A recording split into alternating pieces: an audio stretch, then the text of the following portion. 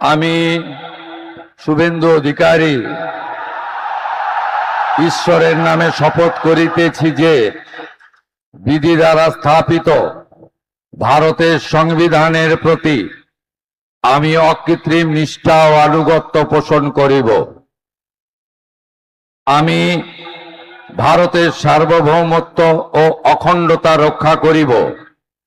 পশ্চিমবঙ্গ রাজ্যের মুখ্যমন্ত্রী রূপে আমার কর্তব্যসমূহ নিষ্ঠাপূর্বক এবং বিবেকসম্মতভাবে নির্বাহ করিব এবং ভয় বা পক্ষপাত, প্রীতি বা বিদ্বেষ রহিত হইয়া সকল শ্রেণীর জনগণের প্রতি সংবিধান ও বিধি অনুসারে ন্যায় আচরণ করিব।